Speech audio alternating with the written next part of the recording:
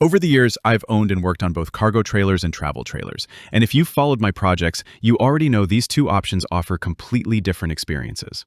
I get asked a lot, which one is better? And like most things in the DIY world, the answer is it depends. Let's walk through the real pros and cons of each, from someone who spent time under the frame, inside the walls, and on the road with both.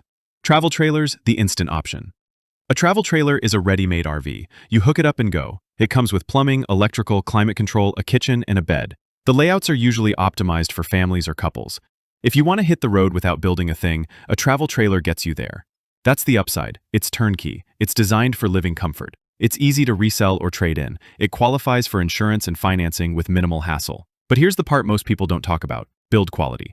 Many travel trailers, especially the ones that regular folks can afford, are built with lightweight materials that wear out fast.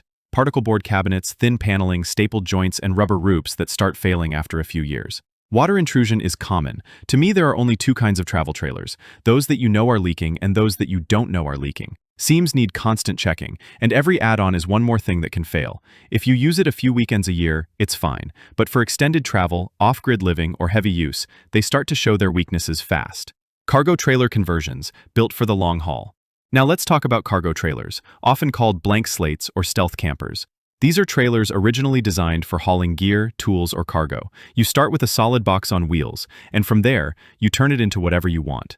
Why go this route? You control the layout. You choose the insulation, materials, and features. It's built tough: steel or aluminum frame, no particle board. It can double as a mobile shop, storage hauler, or stealth camper. You can build in stages and on your own budget.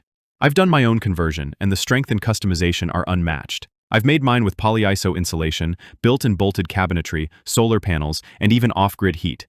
It's exactly what I need because I built it. But it's not all roses. Here's the flip side: it takes time, tools, and skills. You're responsible for all safety systems: electrical, propane, structural integrity. Insurance can be tricky, especially if it's not registered as a camper. You can easily get stuck in forever build mode, especially if you're a perfectionist. Some RV parks will not allow you into their park. So while the cargo trailer might cost less up front, anywhere from $3,000 to $8,000 for the trailer itself, your total build cost depends on how far you go. Some builds cost more than a used travel trailer by the time you're done, but the final product is yours, built your way. So, what's right for you? If your goal is to travel right away with minimal effort and maximum comfort, a travel trailer is hard to beat. Just know you'll be maintaining it often, and the materials may not hold up as well as you hope. But if you want something rock solid, stealthy, and fully built to your specs, and you're not afraid to get your hands dirty, a cargo trailer conversion might be the smartest move you ever make.